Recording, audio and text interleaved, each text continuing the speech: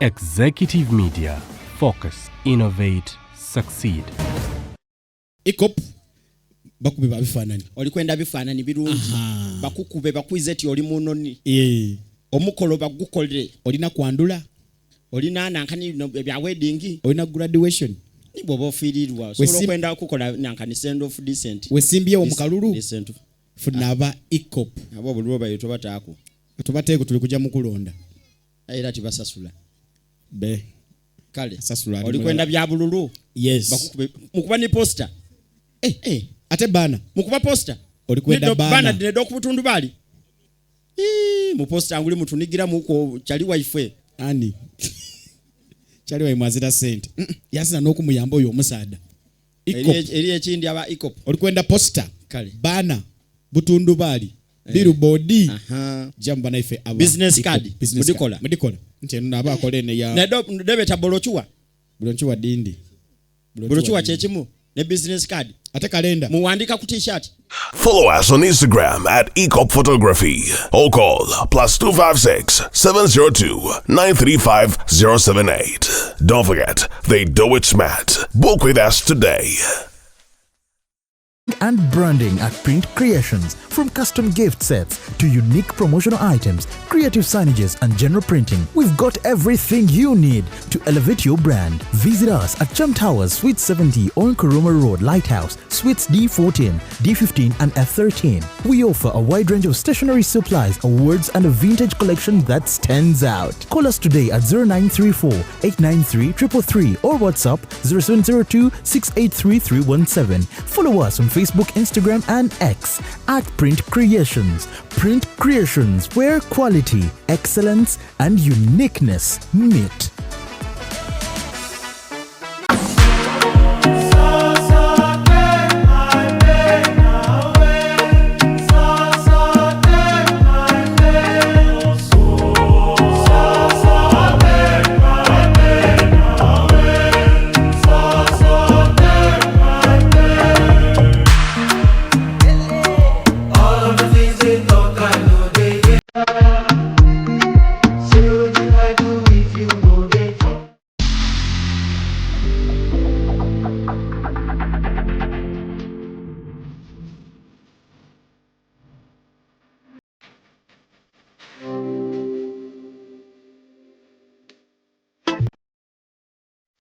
The short and big shot. Omumwa gonfukidde omumwa Zubedah. Candle night ogimanyi. Bagita candle night gwokutte gwobba. Wa sugar teyamaliranye ku live. Pamoja ekiri. Bendera ddala. Omusajja ate nga anaakuswaza ajja kwana black sugar. Abasajja munyiga nga tebakati. N'oyingira n'atakubuuza. Ekibonyaabonya ababooda abasinga. Financially tracé. Oli abeera n'etaano ate nagenda n'akwanamu. Ddala mutabani wange wakati w'emyaka alina okuba ng'ekyalo akikuttemu ekitundutundu. Anayakola kimpanya n'alagako nno panda si wa muzannyo. Ate kyenayagala ku ttiimu ya Mama Finn. Sente ziwaayo. Naye tebasaba njawulo. The short and big show. Abantu bajaagalira ddala. We always love you.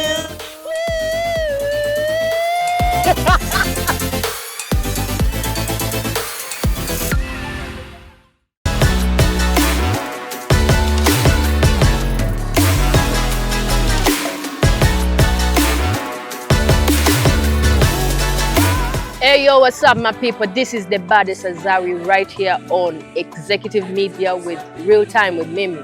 Stay locked in. Yeah.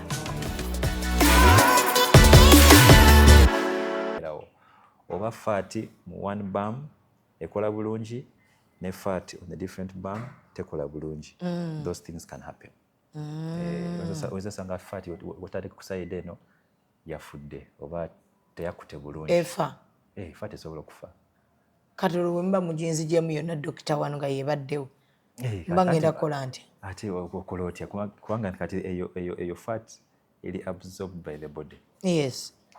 Now. Kaito zosanga nti tekutte. It's supposed to kukwata where you've put it. Okay. Kata obwefa. Eno nekwata. Olaba nti kuliko ki kujja kubawo differences. So I don't come back for Another it means you have to come back for another session. But where do I get the fats? Other places, thighs, back, can even redo the tummy again. So many places to get the fat from. Redo the tummy again have a flat tummy already. Then we go to the back with the thighs. The back? Yeah. There are fats here? Yeah. There are fats there. Even the thighs, you can go there and get the fat from there. Okay. To circle. Twagala symmetry. Twagala balancing. Yes. So when you're removing those fats, is it painful? No, kubanga kati webase. It's under general anesthesia. Kati webase, you don't feel anything. You only start to feel a bit of discomfort, more recovery after the operation. Yes. Yeah. Doctor. A bit of discomfort, ne benefits wezili. Naka west ko, naka binako, so no bigula. There are those patients who can remove ribs. Are there ribs? Wano najao, even here. Real extreme. You don't do them. You don't even advise people to do it. I don't advise people to do it. Why? It's just too extreme. I think there are other better ways of getting the same goal. Which better ways? When people want to be like mosquitoes. It is even unsafe. It will be really complicated in you. It's a quick problems for nothing. Oh. So Kati Doctor, we have a problem here in Uganda. Which is the problem? Now, girls from 25 to 30 bebasinga okukola lipo, tummy tuck ne BBL tebanazaala. Is it advisable? Lipo you can do before even giving birth. Even BBL you can do. Tummy tuck is a bit tricky. Kubanga tummy tuck tulina kusala extra fat ne skin. Tulina okutereeza ne abdominal wall eyo kulaba nti tugikola tight. Ne tusaako ewuzi, permanent sutures.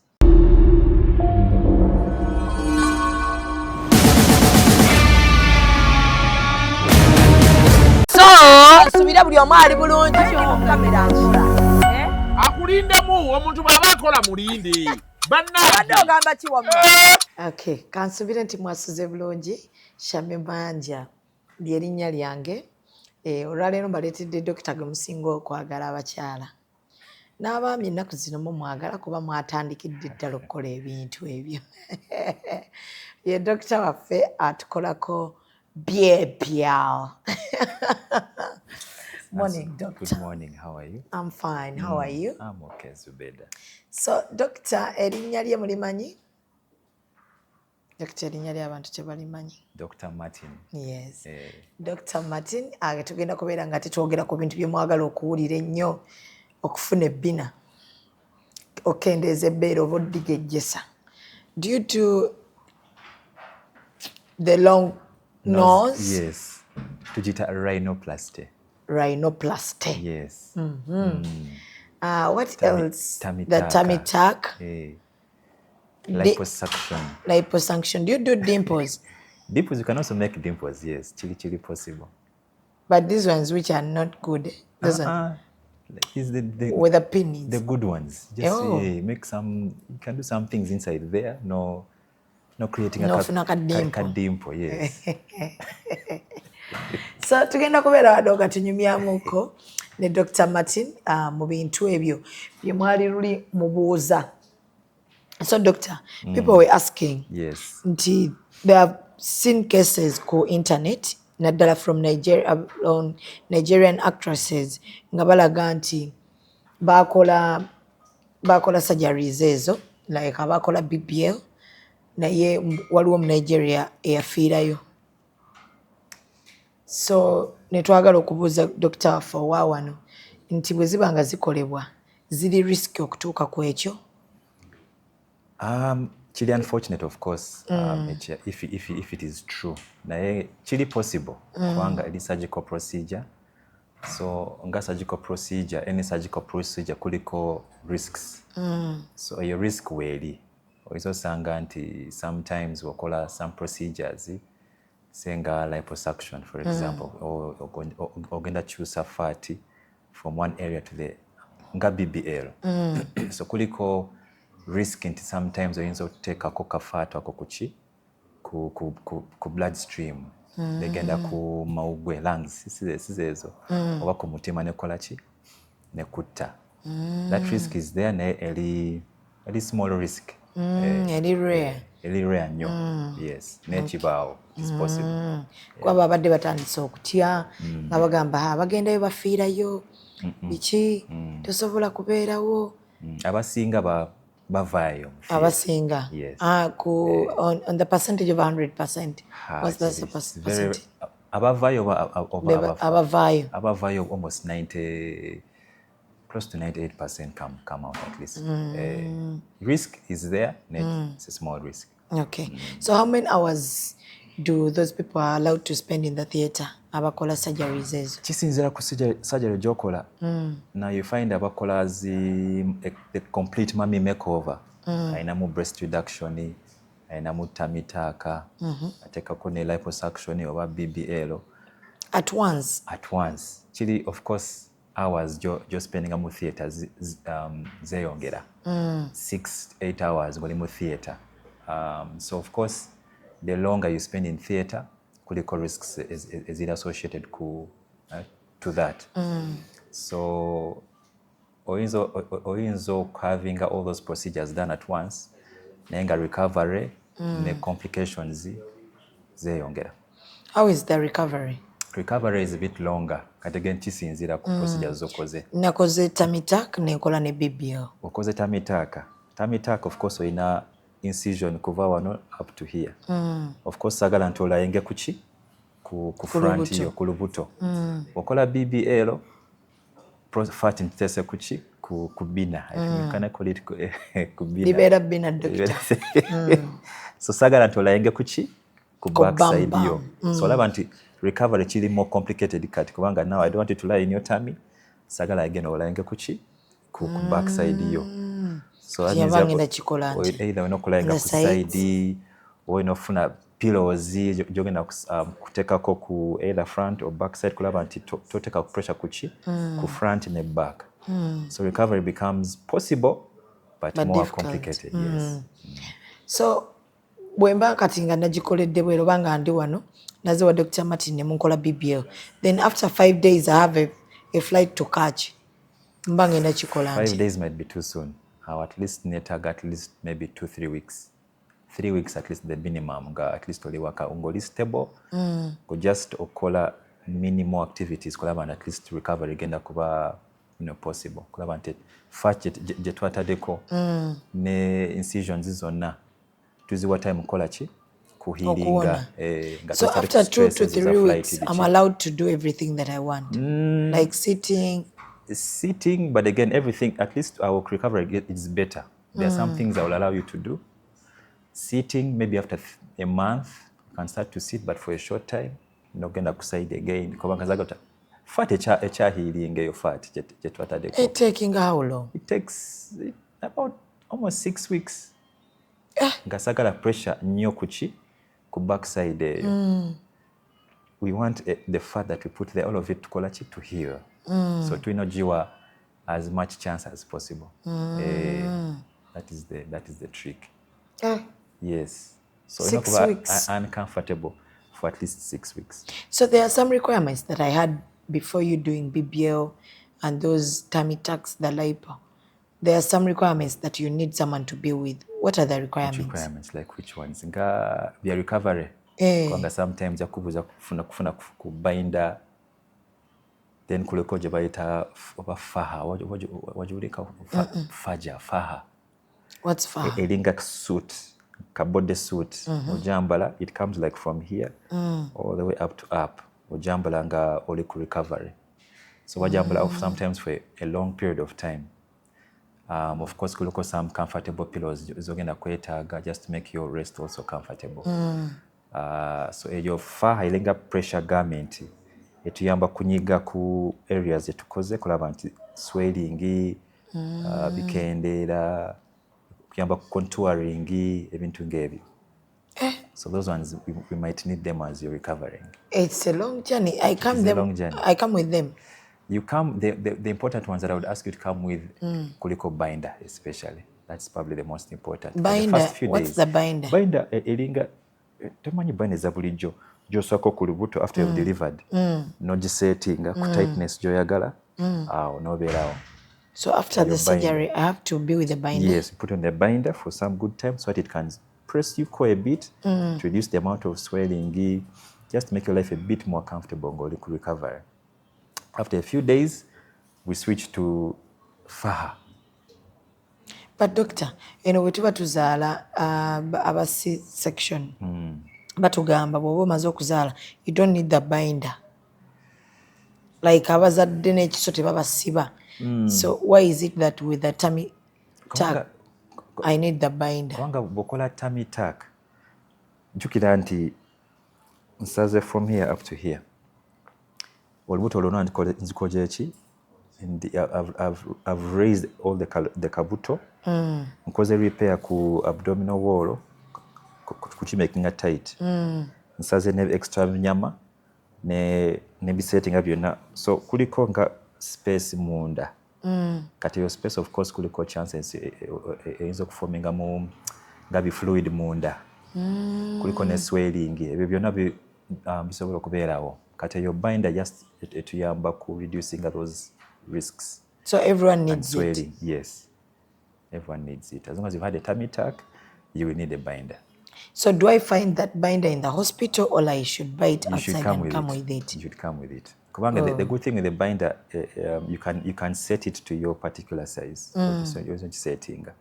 Now your faha might be a bit faha because we want it to be a bit more personified. Designed to your size, something like that. So sometimes we ask you to have it tailored for you. Waliwo abasobola okukola kikukolera fahe. Yes. Doctor, bwentu bwesifunye Bina. Oba we import it for you. Because it's a long journey. It is a long journey, but worth it. Now getting a binder, I have to 60 weeks without sitting properly. What about eating? Eating you can eat. You can eat. The amount you have to be careful. Food I want. Kubanga those first days, because you also have to sit. Ugenda mutoi, for example, you don't sit for a long time. Of course, you're not gonna mutoi. So again, sagala oteke pressure nyo kuchi ku repair ya fe ya tummy tuck. So I might ask you to eat soft things. Kulaba nti to take a pressure, but ogenda toilet kola chikusindika, and then you put too much pressure on the repair. So I ask you to take some soft things to make your life easier. Is it the same procedure with the breast reduction? Breast reduction is a bit different. Yeah. So after the procedure, I'm good to go? You are good to go. The only things to worry about, sometimes to take a move the tube, draining extra fluid. Just care of the wound. Netuzita drains. Care of the drains. Sometimes tetwagala activity nnyo ku chest area. Tugenda ku liftinga nnyo, ogenda mu cupboard kufuna akakopoko wasiwani ebintu gebyo. Oba ku liftinga baby wo ng'okyali mu recovery, ebyo byonna tetwagala stress ku chest area ng'okyali mu recovery. It's the same thing with breast enlargement? Yes. Almost the same things, yeah. So after breast reduction or breast enlargement, am I allowed to breastfeed again? Breastfeeding is a bit tricky kubanga more breast reduction kubanga sometimes osala nnyo kuki mu breast tissue. So yinza osanga nti osaze zi ducts ezo eziyamba okutambuza breast milk. Kata breast milk chances zikendeera. Naye mu augmentation oba breast enlargement tuteka eyo implant tugiteeka wansi mu muscle, below the muscle, so the breast tissue tetugizanyisa nnyo. So you should be able to breastfeed if you want to breastfeed. So that implant that you put in the breasts, teyina side effect yonna gyendetera like cancer? Cancer no. Naye kuliko sometimes the body reacts to it kubanga eri foreign. So izo sanga nti forming a scar around it. And sometimes that scar can be very severe ne contracting a breasts. How? If you think about ukirowooza mu konti eyo scar tissue a contracting nnyo kati a contracting around the implant. So sometimes a contraction causing a pain, it distorts the breast tissue sometimes. You know, it's kisobola okubeerawo. Yeah.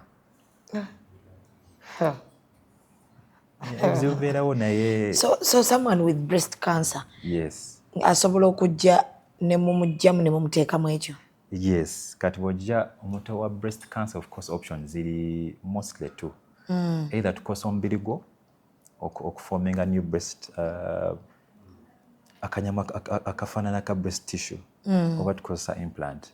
Kisinziira ku size of the cancer, of course cost etc. Either tukozesa implant oba tukozesa ennyama y'okuforminga new breast. Kuba liri baba balijjeewo. Of course balijjeewo dda. Kirina breast. So musobola okuddamu ne mumuwa another breast. Another tissue efaanana nga breast. Eyeefaanaanyiriza. Oh. Oba tukozesa implant oba cancer tugijjemu ng'ekyalimu ali. Sometimes oyinza osanga omuntu azze ali stage nga 1 n'oggyako breast cancer yonna naye nga skin envelope ekyaliko ne tutu. Just olina ka space munda n'osako ki implant eyo. So omuntu afaanana nga ayina breast. Nga breast twagijjamu just twateekamu implant eyo. So do you get those patients abajja nga bukyali? Unfortunately, yeah, no. Do they even know that they can get that service even from you? Even that problem as well. They didn't know. Possible, yeah. So we should be checking for cancer. Check for breast cancer. There's some ages where I think 45 at least otandika kukola ka mammogram buli mwaka. Otya? Mammogram ogenda ku enga ka TV kaka checking breast cancer mu breast yo. If you do it every screening buli mwaka, then it's possible to get the cancer very early. Our recovery treatment here cancer becomes possible, and the reconstruction becomes better also. So ka TV kalisaidwa. Where do they test for that breast cancer? Any of these places that have X-rays. This with it's like an X-ray. Yes, possible. It's a bit more special because it focuses on the breast only. So those ones I think should be possible. In Uganda there are so many centers that have them. Mammogram. Ogamba njagala mammogram. Okay. Yes. So omulwadde ali eyo omukyala ng'olina breast cancer osobola ddala ogenda n'okola test bw'omusanga ng'akyali ali n'onoonya Dr. Martin. N'abeera ng'ate akuddaabiriza. So Doctor, lwaki abakola BBL tebabigula? Like shaking. It shakes. When the bums are shaking. It shakes. They don't. It shakes. They are stiff in one place. Now the stiffness, what you call stiffness, I suspect kubanga what bw'osaako fat. Sometimes of course bw'osaako fat ogenda mu different areas neka tutugita cannula eringa ka pipe oyina fat yo nga ku syringe n'ogisaako munda. You know, different areas. Kati sometimes it causing a trauma munda, as putting the fat there. So it can be painful initially. Over a period of time, obigula. So can so those who are not, but it's just uncomfortable, painful during the recovery period. But eventually, over a period of time, if everything goes well, it could be good. So those who are not biguling, it is still stiff. They have just done the BBL. Either they've just done it, or they put the implant. They could have put the implant, but still, you should be able to kubigula. Even if you have an implant. Yes. Yes. Implant, you don't put that silicone thing. It's still silicone. It's still silicone, and they put it inside the bum. But Doctor, those people with silicone, they can kubigula. Oh. Yes. They can kubigula. But again, Doctor, waliwo abakola BBL nga balina bakoze BBL but nga figure tetegerekeka. Right. One of the hip is big, the other hip is small. The bum is up. It can happen. Down she doesn't have. It can happen. Kubanga ubokola BBL of course enofuna fat kati yo fat sometimes ojijako ku lower abdominal area ne ku mugongo so osobola mukolera nga ka waist ako after you've sucked the fat out nojisako kuchi ku the back side ku bina ku bam bam good okay kati wojisako ku bam ofuna figure yo and of course extra fat on the bum kati yo fat let's say omuntu wogisakinga fat in an uneven way oba nga gateli balanced nnyo is another possibility esobola okubeerawo oba fat mu one bum ekola bulungi ne fat on the different bum tekola bulungi those things can happen ozasanga fat wotadde ku side eno yafudde oba teyakute bulungi fat esobola okufa kati olwemba mujinzi gyemu yonna dokita wano nga yebaddewo mba ngenda kola nti ate okola otya kubanga kati eyo fat eri absorbed by the body yes kati ozosanga nti tekutte it's supposed to kukwata where you've put it kati awo bwefa eno nekwata olaba nti kuliko ki kujja kubawo differences so I don't come back for another it means you have to come back for another session. But where do I get the fats? Other places, thighs, back, can even redo the tummy again. So many places to get the fat from. Redo the tummy again have a flat tummy already. Then we go to the back with the thighs. The back? Yeah. There are fats here? Yeah. There are fats there. Even the thighs, we can go there and get the fat from there. Okay. To circle. Twagala symmetry. Twagala balancing. Yes. So when you're removing those fats, is it painful? No, kubanga kati webase. It's under general anesthesia. Kati webase, you don't feel anything. You only start to feel a bit of discomfort, more recovery after the operation. Yes. Yeah. Doctor. A bit of discomfort, ne benefits wezili. Naka waist ko, naka bina ko. So no bigula. There are those patients who can remove ribs. Are there ribs? Wano najao even here. No funaka water. Real extreme. You don't do them. You don't even advise people to do it. I don't advise people to do it. Why? It's just too extreme. I think there are other better ways of getting the same goal. Which better ways? When people want to be like mosquitoes. Like this, it is even unsafe. It will be really complicated in you. We problems for nothing. So Kati Doctor, we have a problem here in Uganda. Which is the problem? Now, girls from 25 to 30 bebasinga okukola lipo, tummy tuck ne BBL. Tebanazaala. Is it advisable? Lipo you can do. Before even giving birth? Even BBL you can do. Tummy tuck is a bit tricky. Kubanga tummy tuck, tulina kusala extra fat ne skin. Tulina okutereeza ne abdominal wall eyo kulaba nti tugikola tight. Netusaako ewuzi, permanent sutures, that can hold the abdomen bulungi. Kati awo, if you do it before you get pregnant, kati ofuna, when you become pregnant, you stretch everything again, sutures ezo zivaayo, so there are so many things related to that. Kati fe twagala ozaale, you finish having all your babies, yes. So lipo ekolebwa etya, doctor? How is the procedure? Lipo is just omuntu, of course, under general anesthesia, yebase ali exposed to exposing parts gyetugenda kufuna fat eyo. Most common tuzifuna kuchi ku abdomen. But you don't cut? No, we just make small tiny holes elinga ka stab kawundi katini netuteeka muki kanyolazi zaffe netusakinga fat. Sometimes oba tutagamu fat tukutaninga netusakinga fat kuki ku mugongo. So after that lipo, you sucking my fats out, I don't need to sleep on the stomach? It is advisable. Or all on the back? You can. Kubanga all you have done there is just suck the fat. There is nothing. Yeah. If I put that fat with the bum area, that's where the sleeping things become tricky.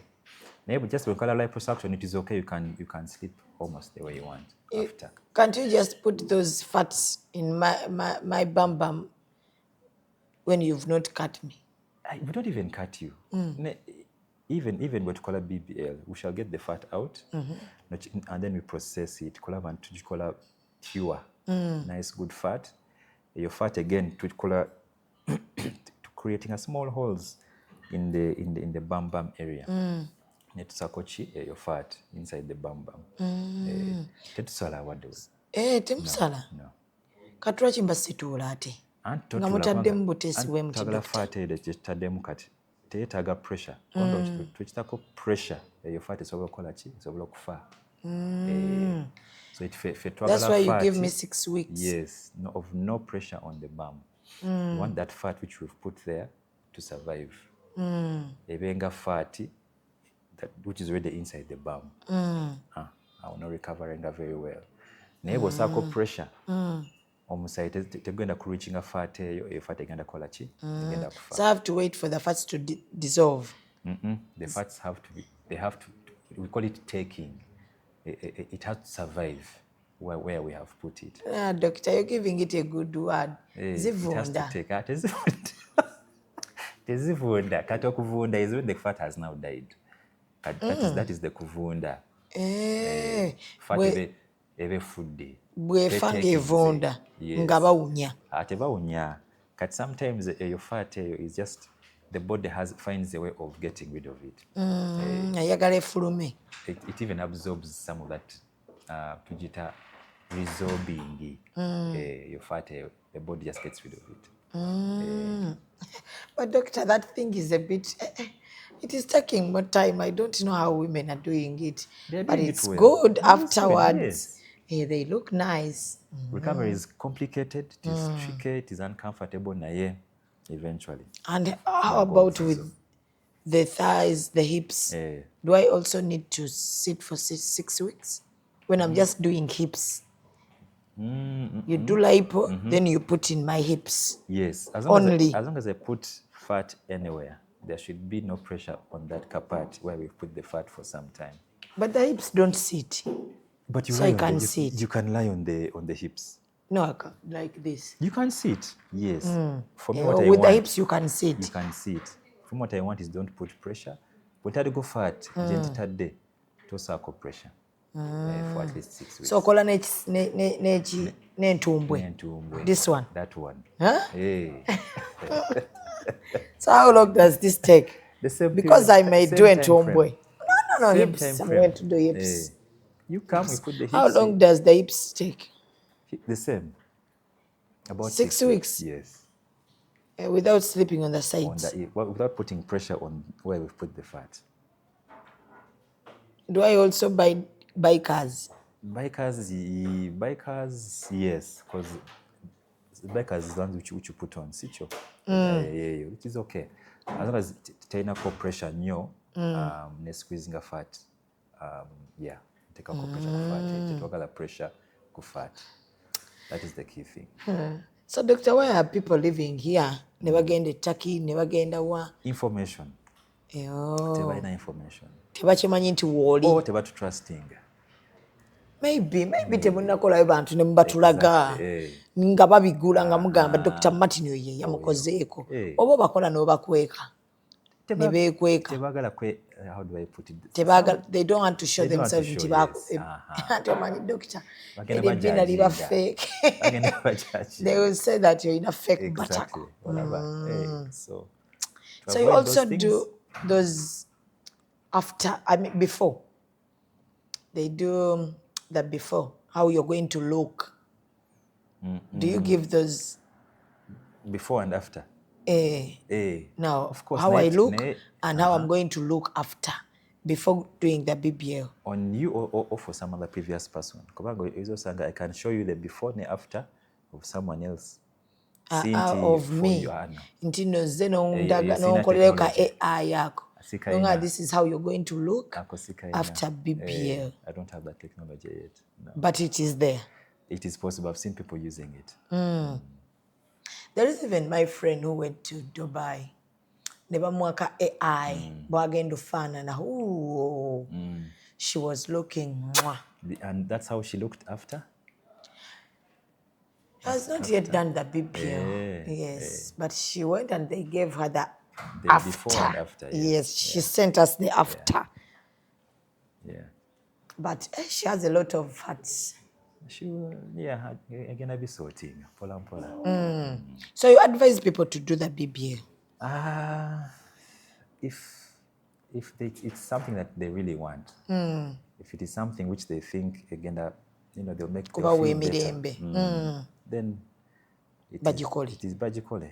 If it's worth the discomfort that they will go through, then they should go through it.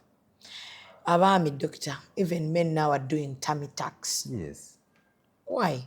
Why not? Oina kabutoko, it has refused to go again. Gwenze mu gym. Okoze buli kimu. So why not? Just come and we shape it. They also go through the same procedure. They go through a similar procedure, yes. Kati osala no jamu. But also abakola lipo. Even lipo is possible. Doctor, that is the lipo that men do ne musala ekyenda. Tusala ekyenda tusakinga fat yokka. Ati doctor bangambe kusala ekyenda. Ate wowe basalira ekyenda. Mutami taka. Ako kusala ekyenda I think Muno nga tolya. Oli ku weight loss surgery katao. Waliyo neeyo. Waliyo what you call weight loss surgery. Etya doctor ate. Waliyo bakola surgeries reducing maybe the amount of stomach. They reduce the stomach, the size of the stomach, so that somehow the amount of food in the stomach is less. No losing weight. Kati ejo basala ekyenda. Kirabika, that's what you are saying. You don't do it. I don't do that one, no. There is a celebrity here who did it. It works. Era talya. Alya nayenga not the same amount Dr. of food Talia. absorbed. Talia. The man is in events, but we can spend with him a full day. Maybe the appetite also goes down a bit. Appetite goes down, your craving joiner kulia goes down, and then the amount to eat also, all those things reduce, and then you find yourself losing weight. I cannot live without food. You still eat, but not the amounts that you are used to eating. Monsalako emmere gye nnina okulya. Appetite yo just ekendeera. Your craving joiner eyokulya byonna bikendeera. Kati lwaki togikola doctor? You feel endala. Field y'abalala. Si ya bibyo. Bagita bariatric surgery. So aba bariatric surgeons bebagikola. Otuwa nnyindo ndaalo. Kati nze bw'oluzinga weight eyo n'olina excess skin, flab awo naawe. Ng'ogyewo ate. Plastic surgeon. Okay, so do you even give us the long nose? I give you the long nose as well. You put sticks? Not sticks. Tugita cartilage. Cartilage kuba wano. Nogi shapinga muko, nogiteka mu nnyindo, and then you make. You remove it from me again? Yes. Why? You might need it. Kati bweyagala long nose, how are you going to make it long? Ezo sticks tuzita cartilage. Mu ribyo netufunayo cartilage negitereeza negiteekamu. But it needs maintenance. What do you mean maintenance? Ngamba nina okujja for checkups. You just continue. Isn't it the same surgery that Michael Jackson did? I don't know what surgeries Michael Jackson did. It is possible for the that nose. He may have done a few things on his nose, yes. Because twawulira nti when he did the surgery, yalinga alina okuba n'omusawo. So I want to ask the same question. If you do those surgeries for the nose, do I have to be seeing you? Not necessarily, no. If everything goes well, you don't need to come to see me after. Of course, what we call the usual reviews, those ones have to be there just to see how things are going. Of course, when not catch sale and government, okay, you're now doing very well, continue with your life. So omuntu wansuna ennyindo tekavaamu ka cartilage? Tekamenyeka? Of course, when you work punch, emenyeka nga any other normal What? More things. Omuntu kakuba punch. Yes, kati omuntu watukuba kweno temenyeka. Emenyeka. It can break. It can break. Yes. Kati nawe waliwo Katidde. This one you feel that card one your bone. Kati now this kati when you go kati there's some soft things you feel. Eri farm teri hard nnyo teri nga bone eno. Eno bone ne kusotope eyo cartilage. Kati ate gy'oteeka wano doctor. Cartilage eno okutuuka mpaka wano. Ne kalyoka kasongola. Kati nogishapinga side eno n'eno eno yonna cartilage. Then bone etandikira wano. In fact bw'okwata wano you can even feel the kuliko junction. Bone wetuuka cartilage netandika. Yes. So kati n'ogijjayo eno yonna okaleeta ne kaba kati. No side effects, doctor. Side effects, like I said, any other surgical operation, kuliko risks, kuliko. Those normal ones, the infections, which they're not normal. Common is maybe a better word to use. Simply normal, but there are things which can happen. Infection, bleeding. Sometimes the cartilage demo can die. Netakwata bulungi. Those are things. And I have to redo. And then you have to redo it. Kiganye dokita n'ekyenyindo. Bwe nteera bwe ngenda n'ennyindo yange. Kati janti oyinza ogiteekamu n'efa. To reducing a fat eyo. Mulimu fat. Kati olaba. Nina fat. Dokita. Kuliko fat eyo tugisalasala mu fat eyo. Nko nnyindo yange. Ne tu designinga cartilage eyo nekikola sharp. Nembeera n'ennyindo ndaalo. Exactly. So nsozaala omwana nga alina ennyindo ndaalo. Kati awo genes teziri affected. Nze mba n'ennyindo ndaalo ng'abaana bendeeta bannyindo yange eri ennene yaliwo. Ne tubakolako ng'obudde butuuse. Doctor, no, think about how you can do it. How you can do it. I don't touch on the genes, so. Genes is the nose, your nose, then you pass the nose down to the. So do you do the whitening, mwerusa, of the skin? No, that one I don't do. So you see about skin specialists. Temuyina byayirusa. Doctor. Okoma ku figure. Koma ku figure.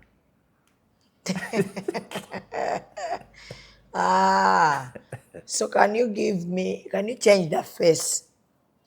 The whole from face? cat face to dog face. Kata ukisinzira what you want to goals is a face kati tulina Doctor, you've not seen those girls. Cat face and she comes back here with a dog face. Kata kuliko procedures nyingi kuliko kukyusa ku jozi kukyusa ku skeletal. It's a lot. It is possible, but it's a lot. It is a lot. Bad black yakama wano nga ina dog face. Kati agenda ne cat face. Yagenda ne cat face nakoma nga ina dog face. Dog face mujaga. But maybe she changed only the nose. N'atandika okufaanana aba dog face. Ne straight nose nga the nose it's nice and sharp.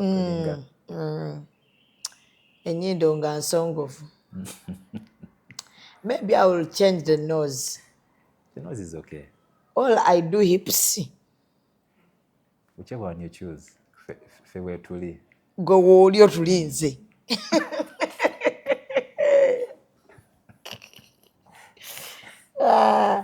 Doctor, you said last time that fats are not donated. Someone cannot donate. They have to be your own fats. Why? Because your body will react to it. Your body will see it as foreign. So again, reacting to it. Bwemba sirina fats. Oh, ina fats. Everyone has fats. Everyone has fats. Just Oh. the amount depends.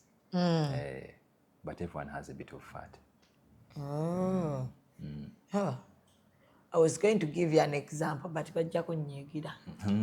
Bonna balina fat. Bonna balina fat. Just that while some have a little ka fat, ne still balina ka fat kaabwe. Sinti balina 0% fat. Ka fat we kale. So Dr. wanvu y'abantu okwanvuya is to like increase omuntu nafuuka muwanvu long height. height. Kati it is possible. I've heard of people doing it. Nayo eyo field yaba orthopedics abakola amagumba. Wanga sometimes just oyinza okukola ka ngazi fractures wano noteekako instruments neba waliwo gye bakola ku the bones abazilengtheninga abamagumba ne bakwaka height ako. It should be possible. Doctor, akyogera naseka. Kati bwe bakuwanvuya eggumba nerifa okufuna ka 6 ng'oddamu ng'ogwa bugwi. American heights yeeyo. Anti oba oli mu kutambula n'okkirira ng'eggumba lyagaanye Doctor. Ofuna American height. Oba otambula mu bantu n'oswala ng'eggumba lizzeeyo mu shape. Balitereza we kutereza it. So BBL tumukola wano ku TMR. So Doctor, omuntu ayagala okukola wano BBL bookinga atya? They call the hospital, they call appointment, ne tuba meeting. Obeerawo Doctor. Mbeerawo, I have some days I'm available. Ne tukola consultation. If you're fit, nga tukola. Oh, fit? But temanyi buli omu akola. There are some things that we have to check to make sure that you are fit for the operation. Generally, ne BBL also. Like what? You do blood samples? Kuliko blood sample. Twagala, of course, oyinza osanga omuntu clotting, aba ayina forming a clots, aba ayina bleeding problems, oba ayina obulwadde bw'omusaayi, things like that. Then of course oyinza osanga omuntu ali overweight, ayina weight nyingi, ali obese. Of course, oba oli obese oyina risks endala. Operation ni weight etandikira ku mmeka abali obese. Waliwo calculation ekikola tugiyita BMI. Kati BMI, if it is less than 30, the better. Omuntu alina BMI ya 35, 40, kati oli munene nnyo, so risks zeeyongera. So aba clothing ate mumukolako? Kisinziira naye recovery becomes tricky, ne anesthesia. Waliwo considerations gye tukola kulaba nti such a patient is catered for. So musooka kuyita mu procedure. Waliwo zi procedure, so assessment kulaba nti ono ali fit for operation, ali fit patient wa surgery generally ne operation gye mwagala okukola. Si byakuma ne lipe era naye eriko ebyo. Any patient kasi gena mu surgery tulina okukola assessment. Yes. Madde manyi ojja buzzi n'ofuna bbina lyo n'ogenda. Tulina okuassessinga. Tewali ebyo. Lipe era munzikiza. Just sucking fats. Yeah, sucking fats, but want to make sure you're comfortable as well sucking those fats. Kale, so Abannayuganda wano tukola BBL, tukuwa figure. So Doctor, nsobola okuba nga naakamala ozaala ne munkola BBL? Tukuwa ka time nga 9 months after. N'okomawo. Doctor, njagala wano nga mwakajjamu omwana muggyemu amasavu. Hormones byonna bikendeere, omubiri gwe, ezo hormones zive mu system. Mba njagala mbigule nga nfuluma ddwaliro. Bonna nga abantu bagamba bakikola atya. Not advisable. Azaala bannange yena navaayo ng'abigula. Doctor, ate ekyo mukirowoozeeko. Tukuwa time. Kuba temusobola kunkuba biso bya mirundi ebiri.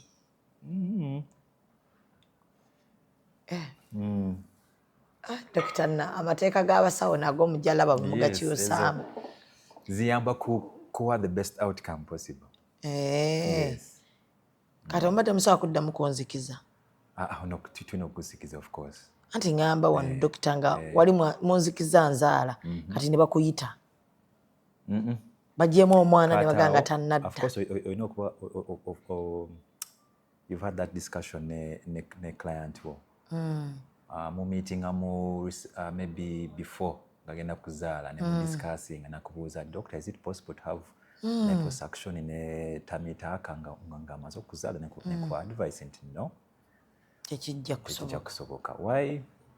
Okyalinamu za maternal hormones mu system yo, okyali munenenemuko, so twagala ebyo byonna bikole ki either bikendere oba bigende, then about 9 months later, even 1 year okomewo, we have this discussion again, tulabe what is possible.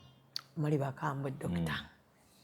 So mujje tukole BBL wa Dr. Martin, mukendeeza amabeere abaagala n'abaagala okugagejjesa, kawato, ennyindo endaalo.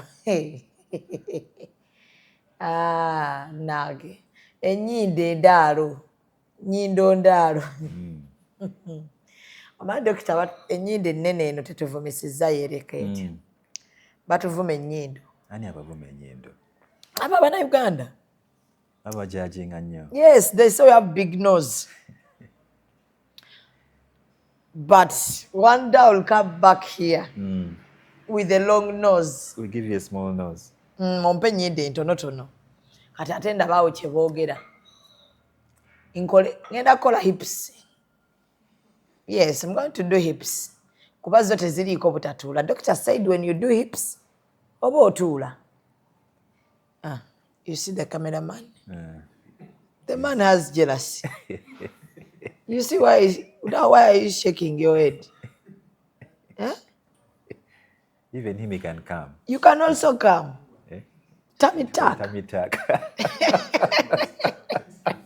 What to wear 6-pack? To wear 6-pack. Doctor, agaba 6-pack. The doctor agaba 6-pack. I got a 6-pack. Ozikola doctor? Chili possible. Otya? Tukola mubatekamu emifaliso. Tukiita etching, to etching a skin kulaba nti at least omuntu afuna ekirabika nga 6-pack. Tekiba kyo. Naye afuna ekyefaanaanyiriza. Kiba kyo. Doctor agenda kumpa hips, don't lie. Ngaze nyimba kali akayimba ka Shakira. So me, I don't want to have a big bum, but I'm going to do hips. Now, after the hips, I do the nose. After the nose? That's all. Tummy tuck akasawa gamba nti osala okuva eno paka eno. Ne twawukana. Ojja kunkola lipo. 360 lipo. Yeah. 360 yeriwa. 360 yegenda all the way around. 360 around. Waliwo buto around the back. Ne buno. Naye era nga tonnaza ng'omaze ozzaala. Prefer lipo. That mateka is not there until Auntie Doctor, there is a problem. Men are jealous. Osogera n'okola lipo nkya n'ofuna olubuto. That is the only problem with men. Where is the jealousy there? Jealousy eliwa. Anti nakava mu lipo njagalaga bantu watu. Including him. N'ofuna olubuto. Nakuwa olubuto. Eryo ttima. N'okomawo ne tukola lipo again after some time. Okirabye dokita. Toyinza kuba mu kintu kyekimu. Kati omuntu kamala ozzaala akole lipo. No problem. Era doctor, you should talk to men also for counseling. They should stop that thing. Kazi bw'aba akoze lipo. Leave those things of giving birth. Those kazi bw'omala lipo genda ku family planning. Teeka mwaka wita ka myaka 5. Yes. Asooka obigule ebintu byo. Ekirungi, you sleep, you eat, you walk. Kati dokita mba nakavayo abantu babaziraba weefulumira theatre wenti babazirabirawo ipusi ezo ngenda zikolerawo dokita ezo zo ngenda zikolerawo mba ntudde wenti ne bwe mba nakafulumaawo bakulaba straight away baba tebalaba nti oba onsibyeko biplasta ate lwaki mba naaba tukola cloth baths for how long days. 2-3 days. Kati ne mubijjako netuzijjako plaster.